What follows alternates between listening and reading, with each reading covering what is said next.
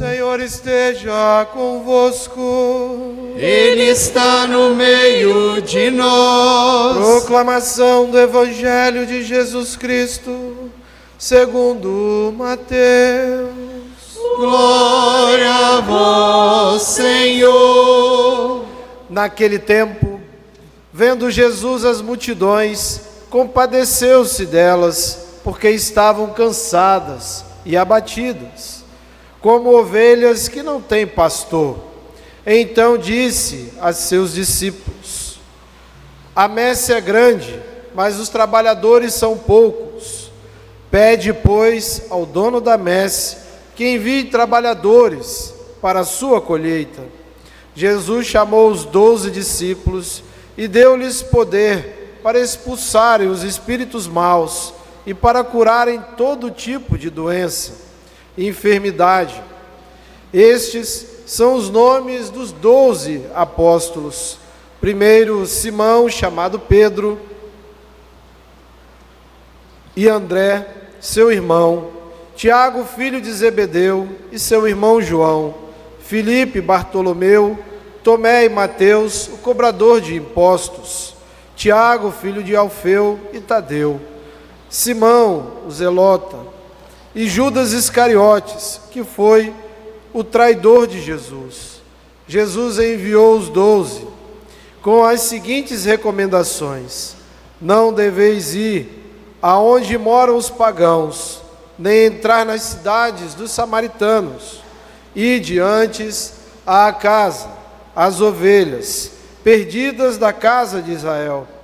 Em vosso caminho anunciai: o reino dos céus está próximo. Curai os doentes, ressuscitai os mortos, purificai os leprosos, expulsai os demônios. De graça recebestes, de graça deveis dar. Palavra da salvação. Glória a vós, Senhor.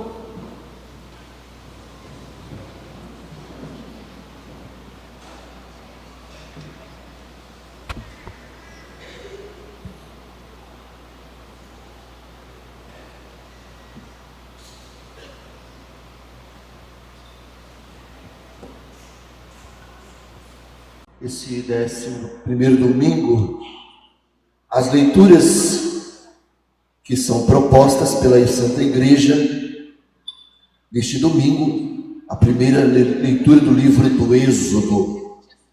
Os israelitas tinham saído de um lugar chamado Rafidim e estavam acampados no Sinai, na planície do Monte Sinai. E Moisés então vai encontrar-se com Deus, porque Moisés era o mediador, o legislador que deveria falar com Deus. E Deus então da montanha diz a Moisés: assim deverás falar à casa de Jacó, a Israel, que eu fiz muitas coisas por eles. Parece que Deus está, talvez, à primeira vista, que Deus esteja jogando na cara dos israelitas. Não, não é isso. Deus está dizendo que Ele é um Deus que age, e suas ações são corretas. E o que Ele faz porque Ele ama. Ele não faz por pressão, porque Ele não precisa ser pressionado, porque é Deus. E nem o faz porque Ele quer ser grande, porque Ele já é grande. Então Deus é puramente, o que Ele faz é porque Ele ama. Ou melhor, porque Deus essencialmente é amor. E isso não se discute. Vistes o que eu fiz aos egípcios, e como os trouxe em asas de águia para habitar na terra nova. Vocês serão uma porção escolhida, disse Deus. Então, primeiro, Deus nos escolhe. Deus faz a escolha. Não é nós que escolhemos, é Deus que nos escolhe. Depois, sereis para mim uma porção escolhida dentre todos os povos. Certamente haviam povos maiores, grupos maiores, nações maiores do que os israelitas. Os gregos eram maiores, os romanos, mas Deus escolhe Israel pequenos clãs que foram constituindo assim o povo de Israel que saiu do Egito, chamado quando saíram do Egito de Haaretz, hebreus, depois chamados de israelitas, filhos de Jacó, Haaretz, filhos da terra, pobres da terra, gente humilde, escrava,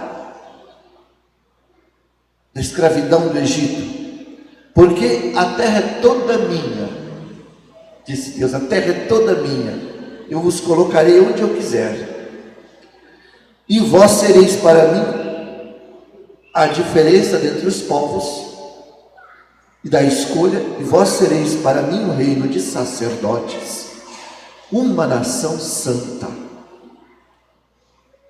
Jesus Cristo, tem até uma antífona bonita que nós cantamos: Jesus Cristo fez de nós um reino de sacerdotes para Deus seu Pai. Então, uma nação santa é a vocação de Israel, sermos santos, uma nação ser santa e vivenciar e pôr em prática a lei do Senhor e ser fiel à aliança que Deus fez.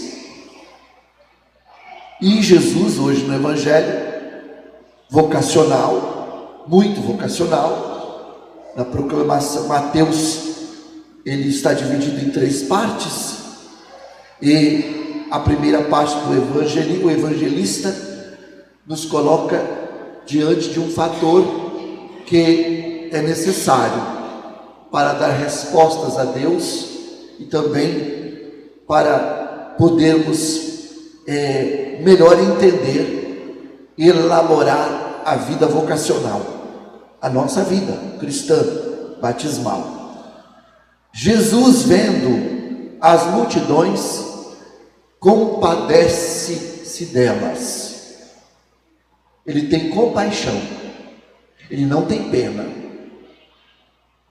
Aquele que tem dó e não faz nada, a dó não adianta. Ter dó apenas não adianta. Ai, que pena, ai, sim. Não, Jesus sente compaixão. Ele olha a realidade, ele é atento ao que está acontecendo. Tanto atento é que ele faz a analogia, a comparação, porque estavam cansadas, abatidas, como ovelhas que não têm pastor. Cansadas, abatidas, sofridas, com necessidade. Jesus vê a necessidade do povo, ele está no meio do povo, ele vê a multidão que o segue e assim sente a necessidade. Depois que ele sente a necessidade, que ele vê, ele chama a atenção para, ele vê que são muitos, que há necessidade de colaboração, e que ele precisa de colaboradores. Então ele diz: a messe é grande, mas os trabalhadores são poucos. Pedi ao dono da messe que envie trabalhadores. Oração, pedir, súplica, pedir ao Senhor da messe que envie trabalhadores. Já pensou? Já pensaram? Quando nós estamos coordenando alguma equipe, alguma pastoral, algum movimento, e nós não rezamos para que venham mais pessoas nos ajudar, nós tornamos o quê? Nós monopolizamos, dentro e fora. Precisa estar aberto à colaboração. rezar ao Senhor da messe para que envie mais pessoas, para que a messe cresça, para que a messe seja realmente uma messe onde todos possam trabalhar. E isso é vocacional. O vocacionado não quer para si, o vocacionado quer para o todo, para a comunidade inteira. A messe é grande, então, rezai. Então a comunidade de fé deve-se pôr a caminho, mas precisa rezar, precisa orar, precisa pedir, precisa agradecer, louvar, que envie trabalhadores para a sua colheita. Segunda parte do trecho, então Jesus chamou os 12. Imediatamente Mateus diz, depois que ele vê, ele dá início à ação, ele começa a julgar aquilo que ele viu, e ele chama os 12, e chamando os 12, ele dá os poder aos 12, para enfrentar as arbitrariedades, as dificuldades, os desafios que serão grandes. E o evangelista Mateus faz questão de mencionar, nominar quem ele chamou. Se nominou, se colocou os nomes, é porque tem uma importância. E se são 12 também, o número da totalidade bíblica, 12 cestos, 12 apóstolos, 12 tribos, 12 é um número significativo na Bíblia. Então os nomes dos 12, ele logo diz, Simão, primeiro, esse primeiro é primado, é o primeiro, é o chefe, é o coordenador. Primeiro, Pedro, a missão dele, o primeiro, Simão chamado Pedro, seu irmão André, seu irmão Tiago, filhos de alguém com uma realidade, com uma história, com uma vida, filhos de Zebedeu, e seu irmão João, ou seja, é um âmbito familiar. Pedro, aí nós vemos nos personagens reais, que são históricos. Pedro, quem é Pedro? Pedro, o pescador de Betsaida, um pescador, um homem às vezes rude, de um coração intenso e também impulsivo, que negou conhecer Jesus, para vermos que Jesus não chama homens perfeitos. Medroso, São Pedro era medroso, ele falava, Jesus, para aí, não vai acontecer isso, impossível, cortou a orelha do soldado, na noite que prenderam Jesus, por impulso, mas foi o primeiro Papa, homem, sua humanidade. Depois aqui o Filipe um dia disse assim para Jesus, mostra-nos o Pai. Jesus olhou para ele e disse assim, quem me vê o Pai. Estou contigo há tanto tempo, não me conheces ainda? Não tinha prestado atenção de que Jesus é Deus. Depois o Bartolomeu, que é o mesmo daquele da figueira, ele, na verdade, seu nome é Natanael, e Jesus mudou o nome dele para Bartolomeu, porque quando ele estava debaixo da figueira, falaram de Jesus para ele, contaram, ele disse assim, vocês estão delirando, daquela cidade de Nazaré não vem coisa boa não. Então Jesus era um nada para Bartolomeu. Bartolomeu simplesmente achava que Jesus não poderia fazer grandes coisas. Depois, Jesus chama também Mateus, Tomé, antes Tomé. Tomé duvida da ressurreição.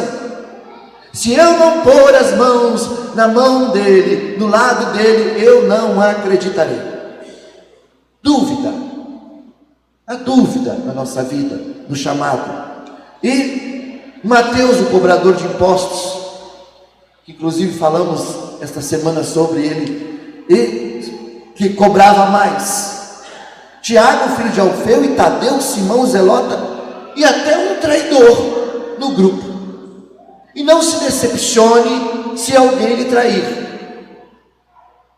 Na vida cristã e na vida deste mundo que está aqui, que nós vivemos, há possibilidade de traição.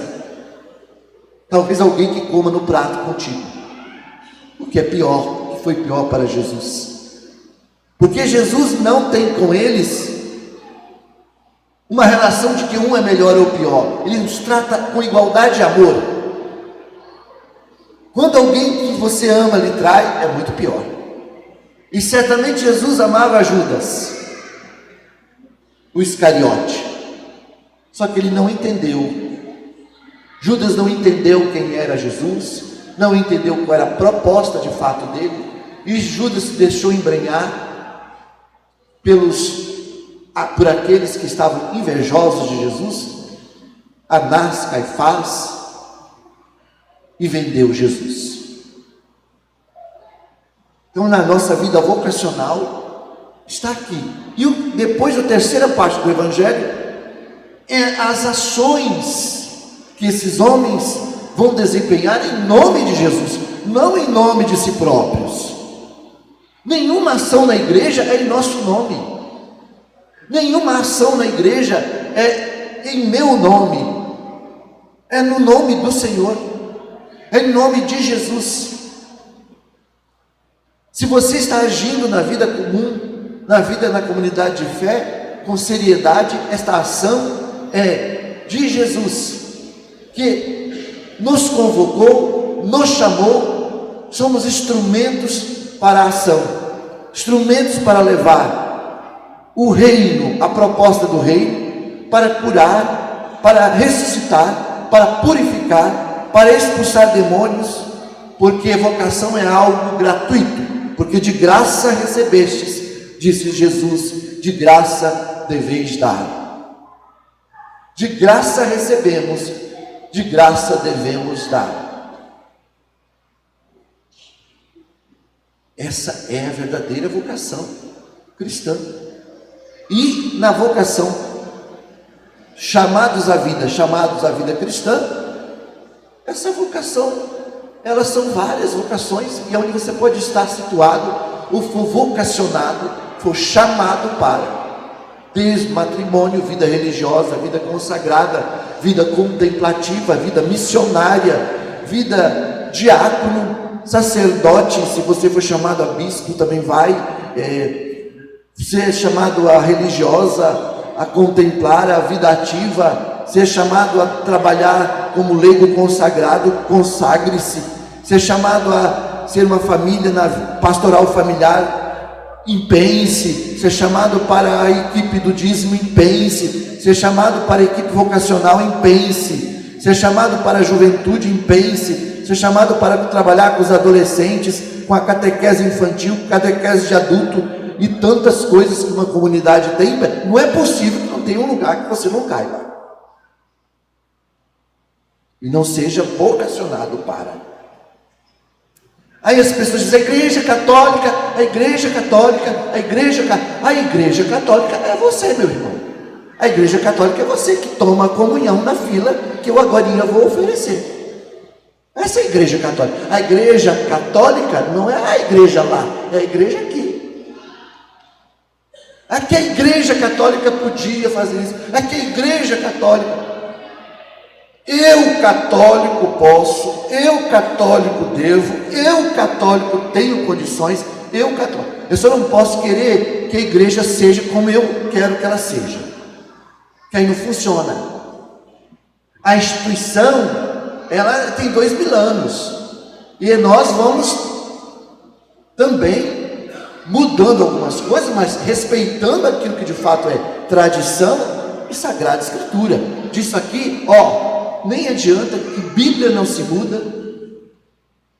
Eu vi uma reportagem, não vou nem citar, de alguém que disse que queria reescrever o Evangelho, devia ser reescrito. É uma piada, é só uma piada para a gente rir. Reescrever o Evangelho.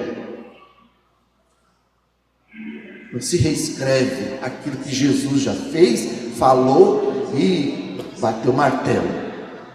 Impossível, é palavra de Deus. Nós podemos ter algumas mudanças culturais, de acordo com a convivência, mas nós não podemos mudar certas coisas. Nós não podemos mudar a frase tomar e comer. A consagração da missa não pode mudar. Então, meus irmãos e irmãs, é um chamado para todos. Nós somos convocados. Agora, para eu findar a homilia, evidente, claro, que nós precisamos, na minha opinião, de um novo vigor, de um vigor missionário, de um vigor maior,